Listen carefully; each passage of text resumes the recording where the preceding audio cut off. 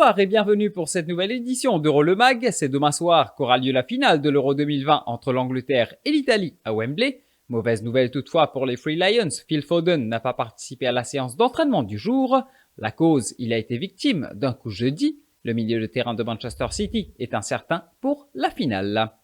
Jouer cette finale de l'Euro contre l'Angleterre dans son entre de Wembley n'effraie pas l'Italie, c'est ce qu'a assuré son défenseur Leonardo Bonucci, dernier rescapé avec son compère de la défense Giorgio Chiellini de la finale de l'Euro 2012 perdue contre l'Espagne.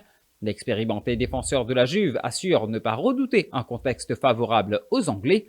On n'a aucune excuse, pas de fatigue, rien, on sera prêt à livrer bataille, a ainsi précisé Bonucci.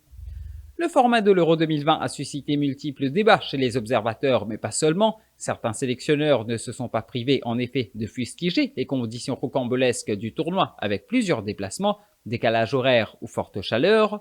Pour rappel, Michel Platini avait imaginé ce format pour le championnat d'Europe avant son départ de la présidence de l'UEFA.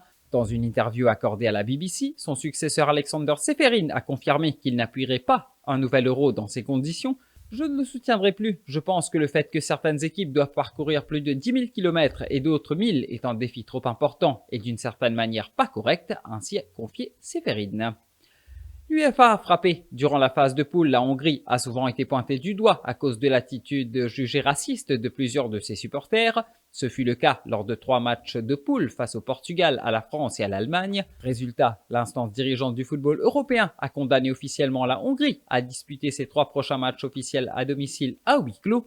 Mais ce n'est pas tout, puisque la fédération hongroise devra également payer une amende de 100 000 €.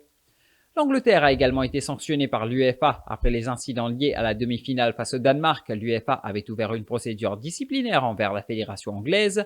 L'instance européenne a rendu son verdict ce samedi et a infligé à la FA une amende de 30 000 €.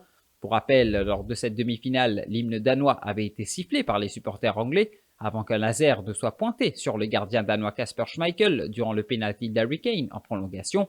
Le communiqué de l'UEFA précise les raisons pour lesquelles la fédération est sanctionnée, à savoir pour l'utilisation du pointeur laser, les perturbations pendant les hymnes nationaux et l'allumage de matériel pyrotechnique.